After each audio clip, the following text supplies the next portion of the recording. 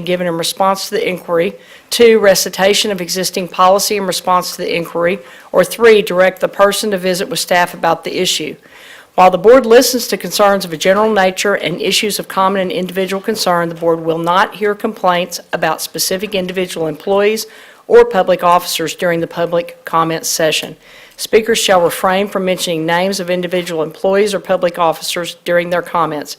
Any employee, parent, or other member of the public is asked to comply with the appropriate grievance policy to have a complaint heard pursuant to the applicable board policy. In accordance with board policy BED local, speakers shall have a 3-minute time limit, and I ask that you please observe this rule. Furthermore, a speaker may not relinquish his or her time to another speaker. Delegations of 5 or more persons shall appoint one person to present their views before the board with a time not to exceed 5 minutes. This time, I'd like to call forward Veronica Villegas and Dr. Robert Rogers. Ms. Villegas is not here, thank you. Breen Richter.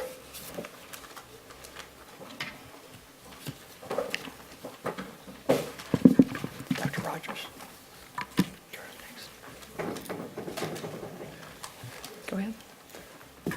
Good evening, board. I'm Robert Rogers, speaking for myself tonight. As you all know, there's a major literacy challenge, I'd call it a crisis, in our district.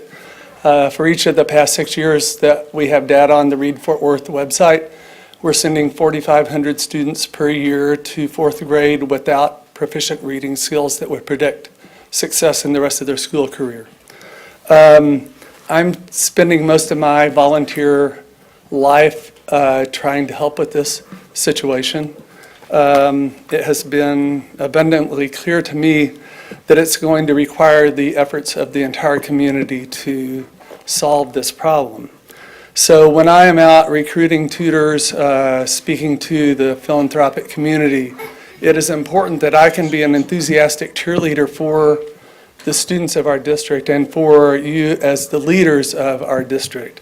The stakes are high. My hope is that you will quickly repair the damage that's been done to the reputation of the board through this process of going through the ethics controversy, if you want to call it that. I can see a few options that you have. One would be to go back to the April policy and approve that. It was a strong policy. I've read it. I think there is much that can be Fort Worth specific in that policy, and that the parts that don't apply to Fort Worth are pretty easy to remedy. If that's not your option, I would certainly encourage you to go through each of the components of that policy and describe why you thought it was not workable. You passed the policy in April. You rescinded it in August.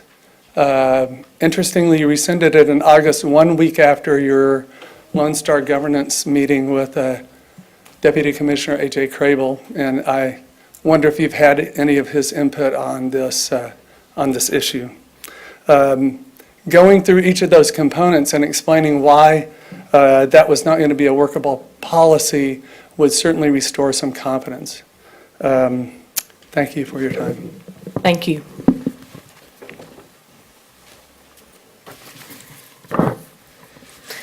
Dr. Scribner, President Jackson, members of the board.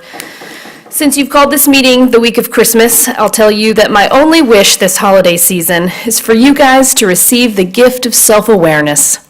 Calling for the second reading of this ethics policy less than a week after the first reading, and calling it on the busiest week of the fall semester for parents and students raises the question, are you really looking out for the best interests of the kids? Or are you trying to get all this wrapped up before the Star-Telegram writes another article with a slew of the latest open records requests? Do you not think that the public is going to recognize how you guys are doing this? If you'll remember back, you actually did vote to keep us out of the conversation. And we provided some recommendations at the last meeting, and although you've ignored our recommendations with this second reading, we're going to keep clicking and reading and sharing those Star Telegram articles, because you have to understand just how bad the optics look. Even if it's not your intention, even if your hearts are good, you have to understand how that looks. So all we're asking is for you to take your time, listen to our concerns, make an effort to rebuild trust with us, your constituents. Even my Fort Worth ISD kindergartner, who's back here somewhere, understands that honesty is the best policy here. And as this ethics policy stands right now, it's a watered-down version of what the community was hoping for. So our kids are here watching. Your actions speak louder than words. Please vote against the second reading of the ethics policy and invite us to join with you in a committee. We deserve to have a two-way conversation about our expectations, and I'd be willing to bet we actually have more in common than what you think. So again, I just ask you to vote no, and we want a seat at this table. Thank you, and Merry Christmas. Thank you. Kristen Lawler and Jennifer Frank.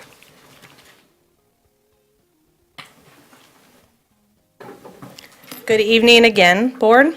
My name is Kristen Lawler, and I spoke to you last week about my disappointment in the Board's actions regarding the ethics policy. First, I would like to thank Norman Robbins for trying to amend the motion by reading the ethics policy that was adopted back in April. I appreciate your transparency and the apology regarding what happened with the consent agenda in August.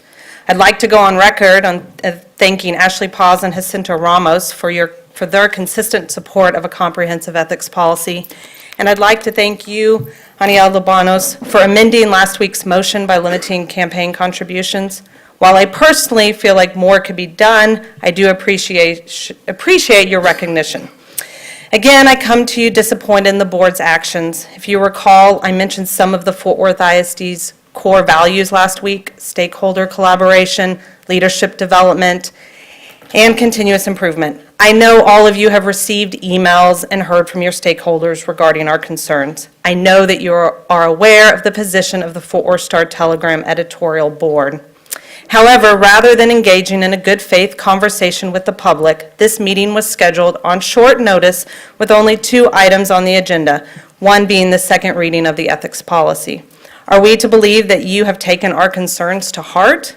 Why does the board still refuse to give a clear explanation for the actions of the past 8 months?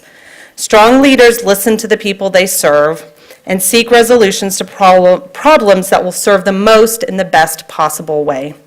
Repealing the ethics policy without discussion or explanation and citing the bare minimum of state law that is already in place is not an acceptable resolution to this situation.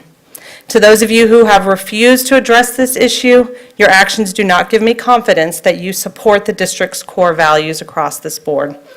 I came again tonight to ask the board to listen to its stakeholders, to demonstrate to the students of Fort Worth ISD, some of who are here tonight because it was short notice, that you are willing to do more than is required, that you value transparency and strong ethics as a governing body. Make all of us proud of this district and of this board. I urge all of you to consider your positions carefully. Thank you for your time. Thank you, Ms. Lawler. Ms. Frank?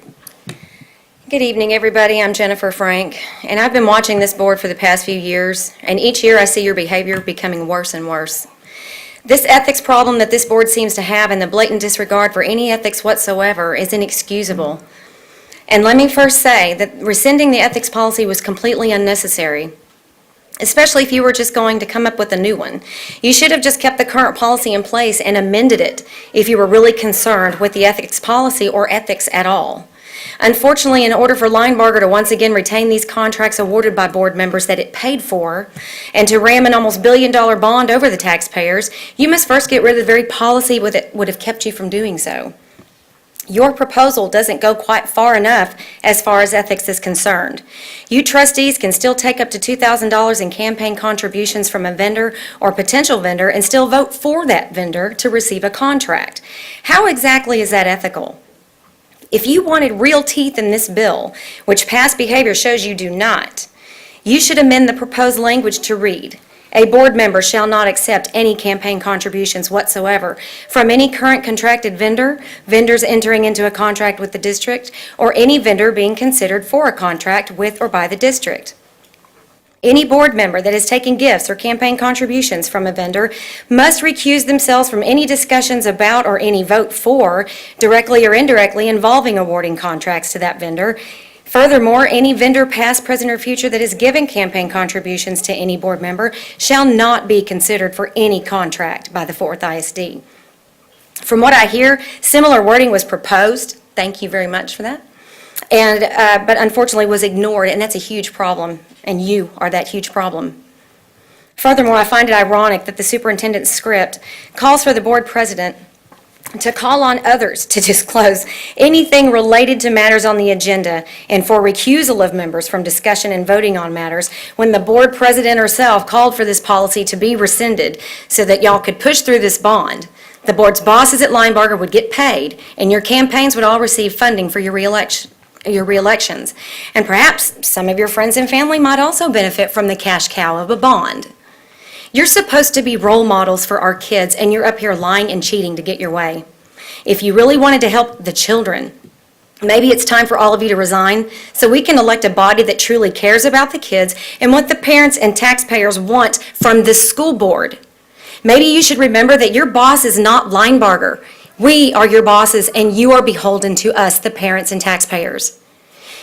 By the way, what is going to keep you from pulling this stunt again in the future, the next time you want to push through a bond? Because I see zero accountability or consequences for any violations of this new policy. Thank you. Thank you. Ms. Leaf and Mr. Lon Burnham. Good evening, Dr. Scribner and board. My name is Heather Leaf, and my family joined me tonight to support me, but also to be a reminder to each of us that this is really about the students of Fort Worth ISD. This is about setting a high standard, a high ethical standard, to ensure that the decisions that are being made are based on student needs, that tax dollars are being spent appropriately, and that board members, present or future, are not distracted by the possibility of personal or political gain. I cannot recall one ethics policy meeting where any one of you board members mentioned the students of this district. You spoke about what effects this strong ethics policy might have on board members, that it might be a little inconvenient. I heard that. But you have not mentioned how a weak policy could possibly affect this district. It's dangerous to not have one. Your focus has been skewed. A strong ethics policy simply shows your commitment to this community as a whole and the principles that we believe in and that they're valuable. We have come to you meeting after meeting to ask you all to do the right thing and to vote for a strong ethics policy. You have chosen to ignore the very people who've elected you. You've dismissed our emails, rejected the community's involvement in the discussion, and you have not been responsive to our recommendations. When any elected official chooses to ignore the people that it represents, it's time to elect new officials. I will say it again, this policy is weak. I will not celebrate what I believe is a compromise of a strong ethical standard. You rushed this decision, and I believe you did it to quiet the community that opposes it. The right move tonight is to vote no on this policy. Come back after the holiday. Look at the recommendations that we, the community, have put before you, and do what is in the best interest of these kids. Thank you. Thank you.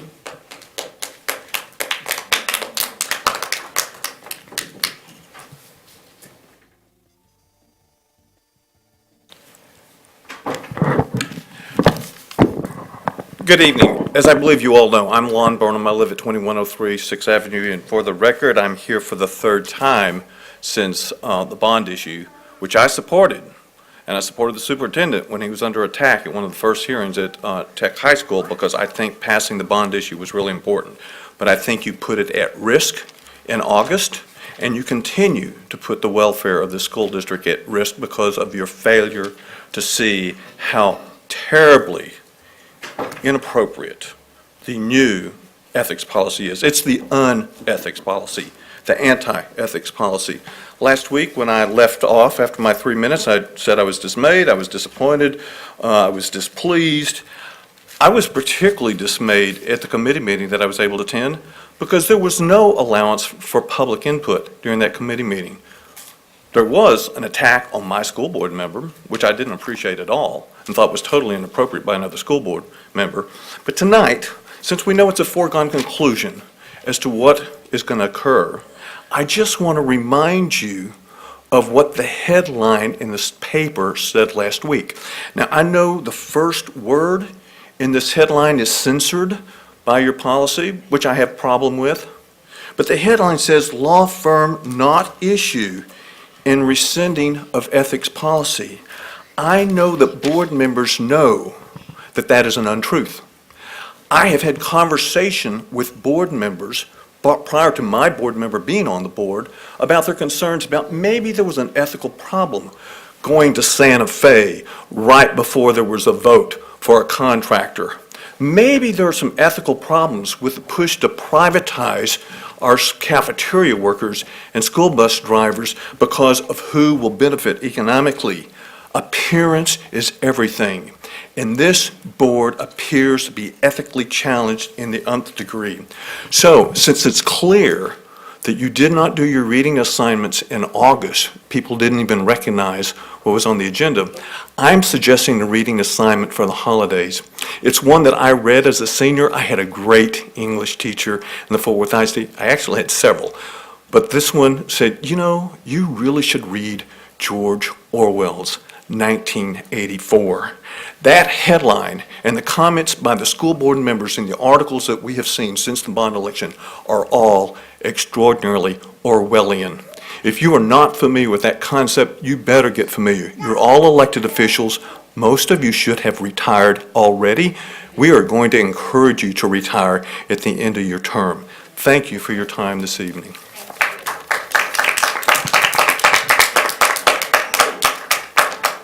Our final speaker is Gloria Gonzalez Garcia.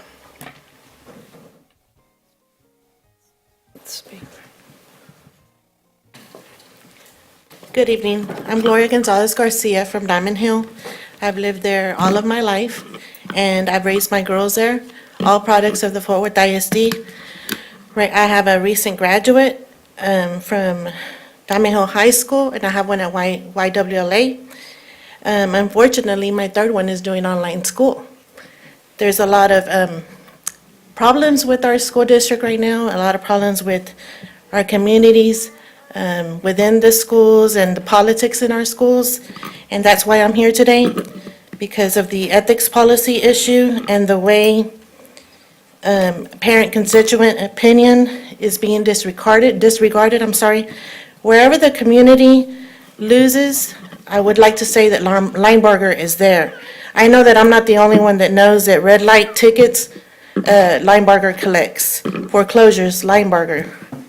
Politics, our school board members, contribution campaigns, Linebarger, all over the place.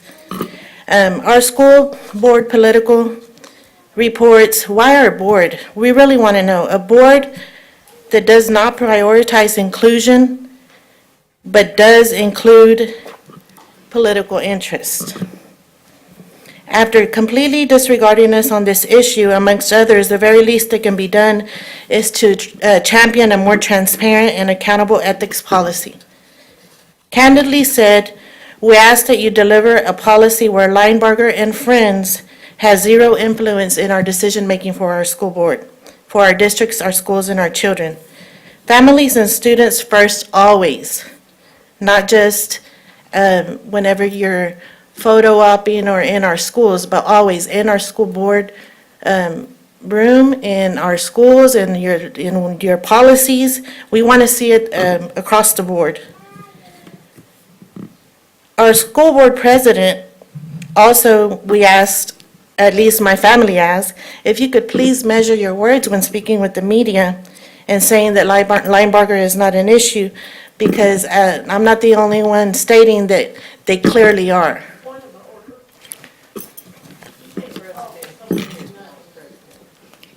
Excuse me?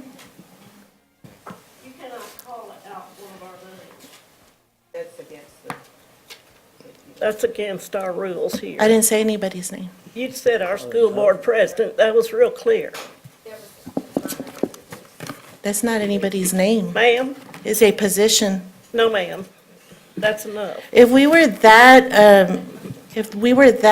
delicate or sensitive about our ethics policy, then we would get a lot done as we are to, that was a general name. Can we be that sensitive with the ethics policy that's governing our schools? Let's please refrain from Thank you. back and forth. Thank you. At this time, we will move to 6B, approve second reading of Board Policy BBFA Local Ethics Conflict of Disclosures. Do I have a motion, Ms. Moss? Board President Toby Jackson, at our last board meeting, the board approved the first reading of Board Policy BBFA Local with some additional language to be added, as proposed by Trustee Aniel Lebuenos. The staff prepared the policy with the additional language. It has been reviewed by the attorneys, and the additional language is now incorporated into the policy you have before you. This evening for second reading, I move to approve BBFA Local as presented this evening for second reading. Thank you, Ms. Moss. The motion has been moved by Ms. Moss, seconded by Dr. T.A. Sims. Any discussion? Dr. Sutherland. I have a number of comments about this. I'm going to be as succinct as I can, but I can tell you it's going to take a while. I promise it will be less than half the time that was spent on amendment proposal last week. First of all, we certainly did not read the proposal from the committee as much as we should have. But let me point out to you that the very first page of the very first proposal has in it that asserts that if anybody thinks a board member has a conflict of interest, then there's a problem. This is how shall I say this? This departs from any kind of legal language in a manner which I have never seen before in my life, and I've done a lot of legislation in my life. You cannot say that if a person thinks there's a conflict of interest in another person, that there's a conflict of interest. Second of all, we heard tonight complaints about the $2,000 limit. Actually, the statute's $2,500. The committee itself recommended the $2,000 limit, so I don't think you should be criticizing us for that. I have several other criticisms.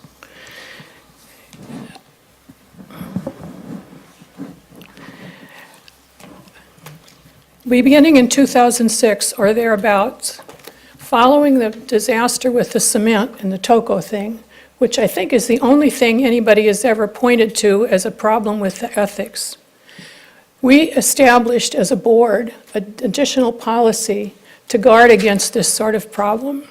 The way we did this, I thought, was rather clever, though I had never heard of it before.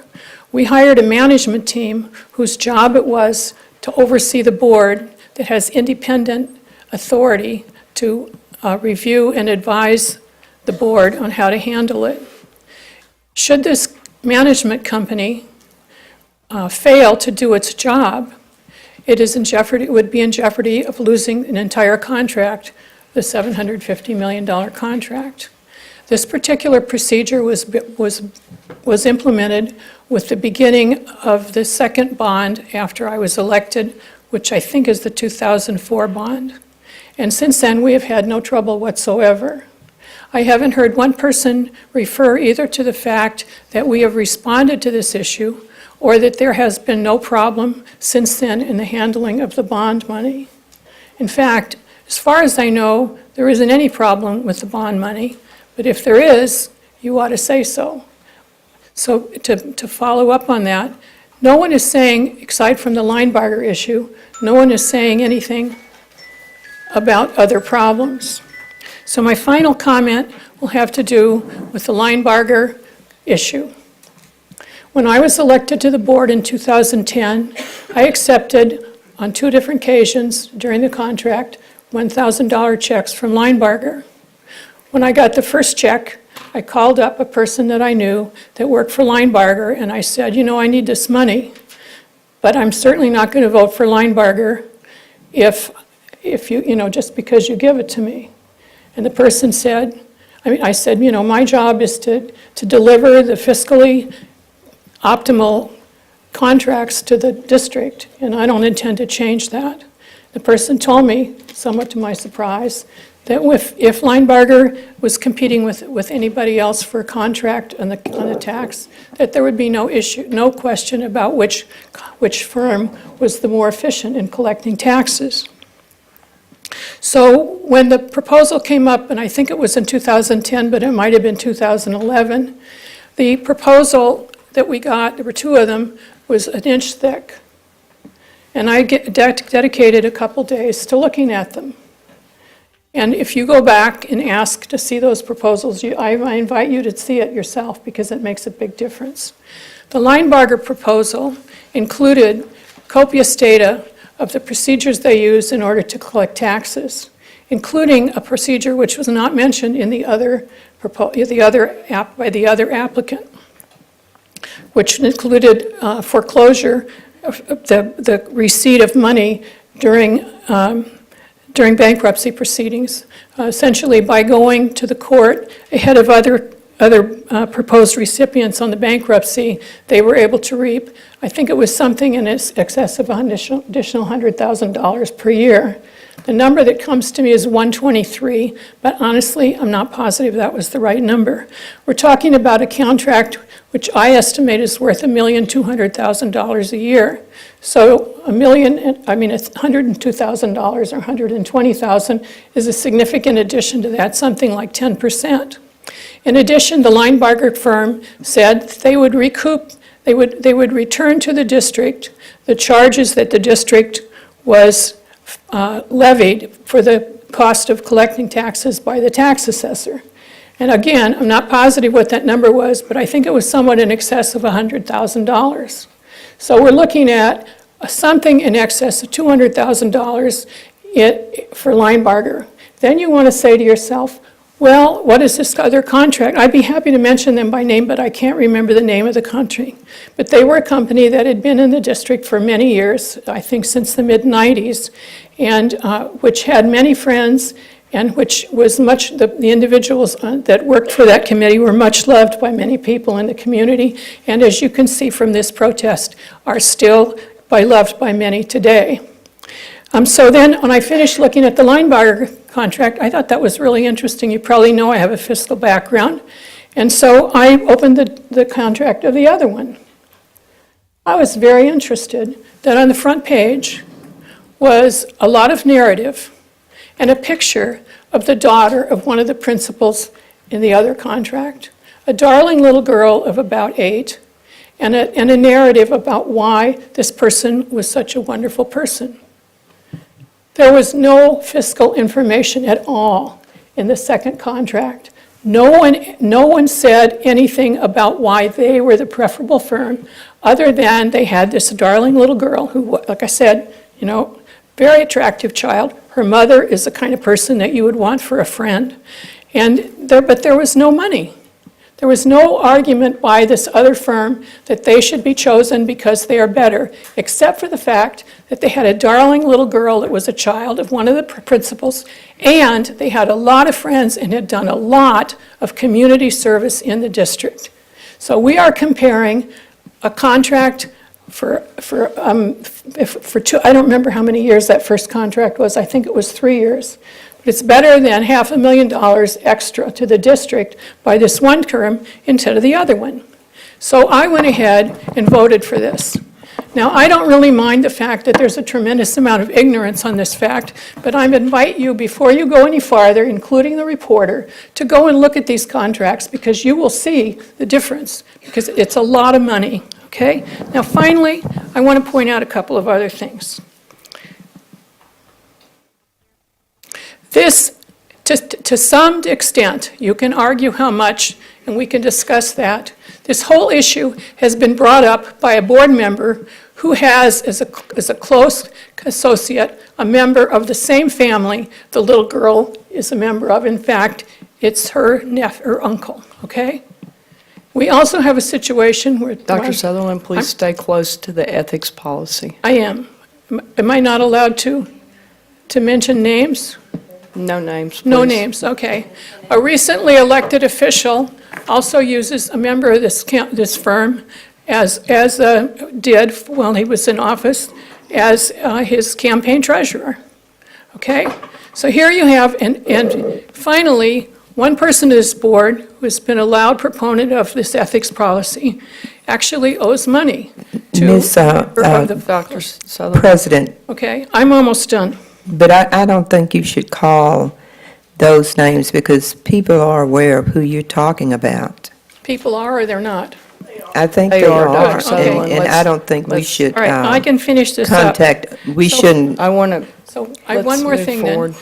I want to know exactly, besides the $2,000, what is wrong with the ethics policy that we adopted, and perhaps you would like to talk that to the, but remember, if we cannot have an ethics policy that says when somebody thinks there is a conflict of interest, there is a conflict of interest. It doesn't work, okay? That's not legal. And my final complaint about it is the ethics policy combines the implementation of two different laws in two different codes, state codes. And we took that out. That's a technical problem. But I think this is very important.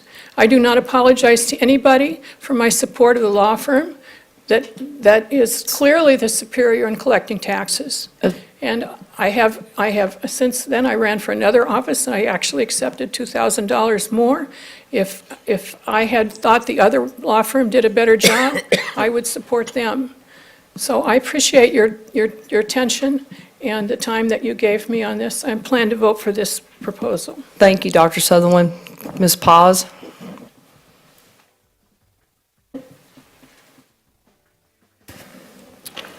Well, I was actually planning to sit here and say, you know, we really shouldn't be focused on things in the past, and I know that there are a lot of rumors circulating in the community, but had intended to defend some of my board colleagues tonight for accusations that have been put out there. I feel like I've obviously just been attacked. I don't really know how I should respond to that, or even if I should. But you were talking, I should. Dr. Sutherland, you were talking about something that happened 3 years before I was on the board with people who I did not know when they were in a business, who are in completely different industries now.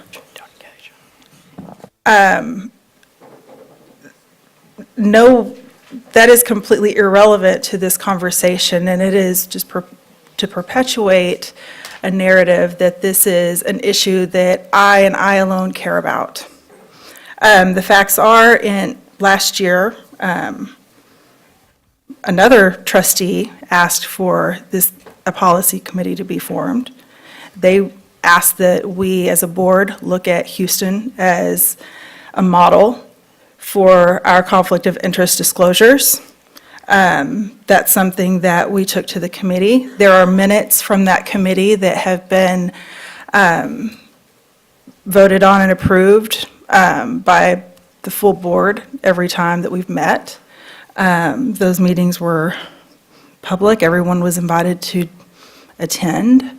When we voted on this, I personally emailed it to everyone on the board so that they could look at it. This was something that our committee chose to bring forward to the board in April.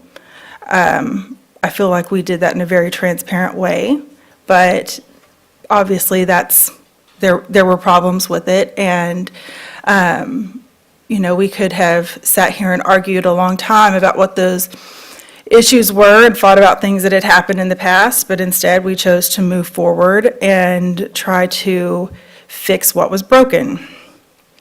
That's all I'm going to say about that. So getting back on to the topic that we have on our agenda, this is what we have here, this proposal, I think is a good starting point. I would like to commend Trustee Luebanos for listening to all of the perspectives that were brought forward during the committee process. I think that the amendment that you added to this language really recognizes all of those perspectives. And this is what leadership looks like. This is what it means to negotiate through complexity. And I think that if that has not been recognized very publicly, it should be, because you are the newest person on this board, but you have shown the most leadership through this entire process. With all of that said, I think that while we have a great starting point here and a good working document to build on, I still do have concerns about the language that is in this policy, and not major concerns. There's nothing that I particularly feel like should be stricken, but that we could use some additional clarity. So I would actually like to propose an alternate motion that we remand this back to staff so that we can have some of the terms in this documentation added or defined, particularly I would like to see a definition for conflict of interest, because Trustee Sutherland is correct. It should not be a board member feels like there, or someone believes that there is a conflict of interest. There should be a definition so that it is clear. I would like to see a definition for duty of loyalty, vendor, potential vendor, agent of a vendor, and lobbying activity, all defined. As Dr. Sutherland mentioned, I do have campaign debt, and that is to, I think that not all debts are created equal. The person that I owe debt to is not a lobbyist or an agent for any vendors in Fort Worth ISD, or if they are, I'm not aware of that. But I think that we should be as specific as possible. I would like to see us do this right. Obviously, this has been a big issue. I feel like we owe it to the taxpayers to provide them with some protection, and we've spent enough time on this. I think that it is fair to do it right and come back in January with a good copy that has a lot more clarity, so that we don't have to take any more time away from student achievement and the kids that we're supposed to be serving in Fort Worth ISD. We can put this thing to bed. Thank you, Ms. Paz. We now have a motion on the floor from Ms. Paz. Would you like to repeat the motion, council? Do we have a second? Second. It's the alternate, I'm sorry. You wanna go To ahead? remand to staff for further clarity.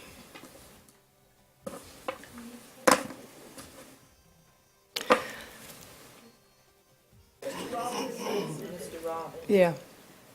Dr. Sims, can you remove your second, please? Thanks. Moved by Ms. Paz, seconded by Mr. Robbins. The vote is to remand BBFA back to staff. Yes. that's what Yes. she said. May I Yeah, say something? sure. I agree with what Mrs. Paz was wanting to do. In addition to the clearer definitions that she was wanting, I would like to include a definition for entity and a verbiage on consequences for failure to disclose at the end of the policy, under the addition that Mr. Luebanos made at our last meeting, which addressed board failure, but I would like to have some verbiage on repercussions to vendors if there's a failure. And I would like to have a remedy for inadvertent failure to disclose. I would like staff to develop some verbiage that would address that, because that is certainly a possibility. And then finally, under the grandfathered contracts, as Dr. Sutherland mentioned at our last meeting, I think, that needs to be addressed in the policy as well. And so I would hope that those could be included in it by the staff if the board decides to remand this to the staff for clarification. Thank you, Mr. Robbins. Ms. Needham? Thank you, President Jackson. I'm going to vote against this. A number of attorneys have already looked at this. It's a very sound policy as written. We've had several committee meetings and board meetings to go over this. We've all had a chance to make changes, and we need to vote on this tonight and go about the job of working and spending our time on the children. Thank you, Ms. Needham. Trustee Moss? Thank you, President Jackson. We had a request about the definitions, and we did those definitions. Am I correct? Mr. Manji, last time the definitions? They were removed through the committee process. We had it at one time, but they did not surface At the last, At the first reading, it was prior- when we reviewed it the last time? What we could do is get the clarifications after we do this, after we approve the policy tonight, like we have done at other instances.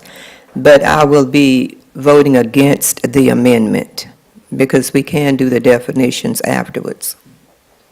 Thank you, Trustee Moss. We won't be adding definitions. Council, would you clarify, or Mr. Mungy? We would just be providing the definitions. We And can work clarification. on some implementation plan with a memo and some legal guidance that might require, that could include that. Yeah, the only other thing you can perhaps consider, if there were some procedural things, you can put a regulation together that does not necessarily require board approval. Definitions perhaps could fall under there if there's not any, the consequences would be an issue. I know I heard that, but we're just talking about definitions. We could probably put that in a regulation, but those other items would have to go through a board approval process. Ms. Paz? I'm sorry, I would like to see the definitions written into policy. I know it's just me and I just have one vote, but I want to very clearly put it on the record that in order for this policy to carry the weight that it needs, the definitions need to be written into the policy. And this is not about this board, this is about the future of Fort Worth ISD. Thank you, Ms. Paz. Dr. Sutherland? I agree with Trustee Paz. I do not want staff writing definitions of board behavior. It's just crazy. Yeah, so let's vote this down and suggest that the committee might want to work on the definitions and we can revise it later. Dr. Sutherland? Trustee Norman Robbins? Thank you, President Jackson. I do also think it's very important that we nail down these definitions before the policy is adopted. And I'm concerned that there may be a tendency not to adopt them once we finally approve this. So I hope you will vote for the amended motion. Trustee Moss? Thank you, President Jackson. If you remember, when you create a policy, then you create the procedure, or what is it, that the policies we have and it's a process, or it's a clarification or procedure. I hate to say like the bathroom policy. We had a policy, then we went back and we did the clarification because it was not the policy, it was actually the procedure. Do you see what I'm saying? Yes, ma'am. Because you didn't have to vote for the explanation and all of that. But when you go back to all of the policies, you do the policy and then it's a procedure or a clarification or whatever. Because you can vote for the policy tonight and then you can go back with make it clear in your procedure or whatever attachment you have with it. But I am going to vote against the amendment. Thank you, Trustee Moss. Trustee Robbins? I do think there's a difference in an administrative policy, which the bathroom situation was, and a board policy. So I do think it's much wiser for us to adopt the changes before we adopt the policy. Thank you, Mr. Robbins. Is everyone clear on what we're voting on? 6B, BBFA. Ms. Paz's motion is to remand BBFA back to staff. Are we all clear on the Yes. motion? Yes. Please move to voting.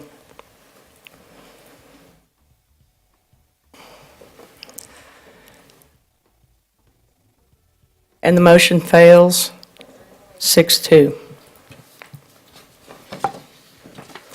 Moving back to the original motion, 6B, approve second reading of Board Policy BBFA Local Ethics Conflict of Interest Disclosures. Original motion was moved by Ms. Moss, seconded by Dr. Sims. Any discussion? Seeing and hearing none, please move to voting.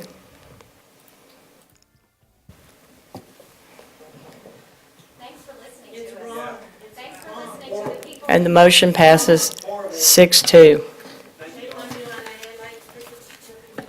At this time, the board will now recess to convene an executive session.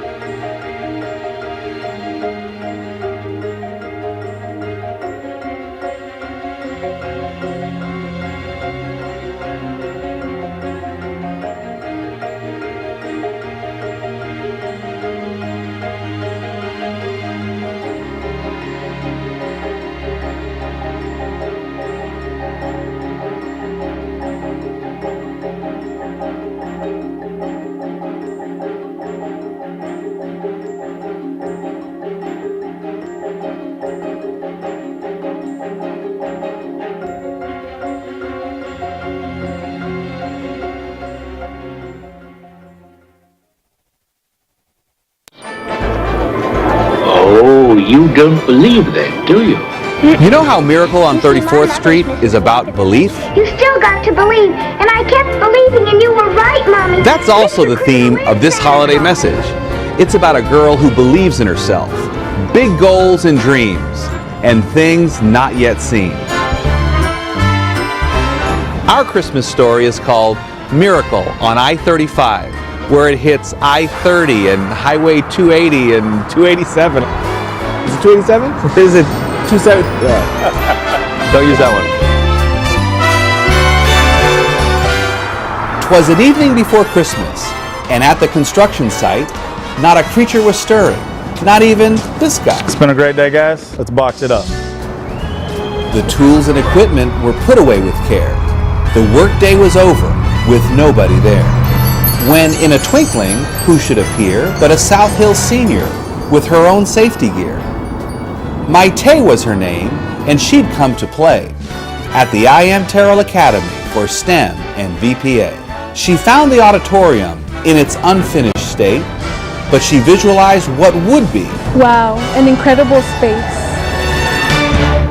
She stepped onto the stage to a surprising sight. A piano was there, dusty, old, and upright. She played a familiar carol and knew it sounded too small, but she believed a sound was coming that would one day fill this hall. This academy will be state-of-the-art, she heard people say. State-of-the-art in pianos means Steinway. Someone entered stage left, as if on cue. Maite, you're going to New York. It was Chris from Fine Arts with some very good news. Maite dreamed her talent would make things happen. Now she was part of a team on a piano search in Manhattan. First stop, the Steinway factory for a tour and history lesson. Then beautiful Steinway Hall for the grand decision. Maite joined in the test rides. Were notes sharp and clear? Did the keys have the right touch? Because sometimes... Feels weird. Buddy Bray of the Fort Worth Symphony also lent his expertise. And at last, they had a winner. I just call it number 3. Her trip was amazing and inspiring because the fact is... Makes me want to go home and practice.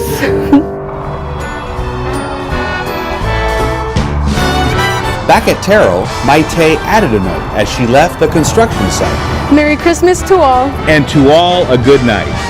May your dreams come true. Merry Christmas and happy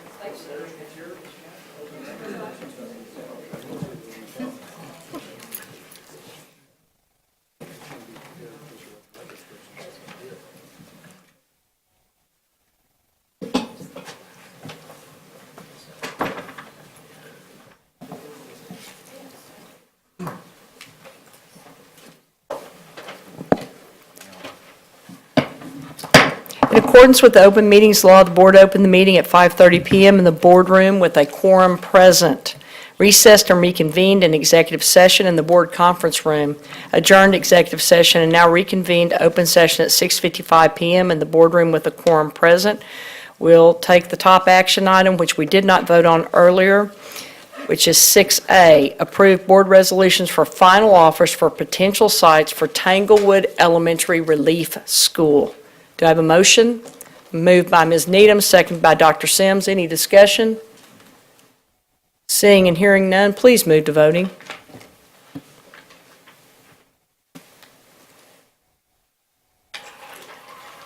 I'm missing somebody. And the motion passes unanimously. At this time, comments by board members or the superintendent on current district activities. Do we have any comments? I asked to speak, but it got wiped out. Oh, I'm sorry. It's all right. Dr. Sutherland? Thank you. I would like the board to close tonight in memory of Reginald Seastrunk, a much-loved coach at Southwest High School who died this morning of cancer, which was discovered only in late last month. He was a social studies and girls basketball coach. This is a double whammy to the athletes and the people of Southwest High School, as we also lost Coach Church last fall. So we lost two coaches in 1 year. Thank you. Thank you, Dr. Sutherland. Dr. T.A. Sims? Yes, I'd just like to make everyone aware of the fact that TCU is recognizing our Coach Hughes tonight, and it will be at halftime, and that game will be on TV at 8 o'clock. Thank you, Dr. Sims. Trustee Christine Moss. Thank you, President Jackson. I just want to say Merry Christmas and a Happy New Year to all of our staff, administrators, and our superintendent. You have done very well this year, and when we return, keep up the good work, and we depend on you. Thank you. Thank you, Trustee Moss. Trustee Judy Needham. Well, Ms. Moss said it to me, but I'll say it again. We really appreciate our staff and our teachers and all of our employees, and I wish all a very Merry, Blessed Christmas and a Happy New Year, and look forward to working with all of you next year. Thank you, Trustee Needham. Trustee Dr. T.A. Sims. Merry Christmas. And on that, I want to wish the staff a nice restful break, and when we get back, this board is focused on student achievement.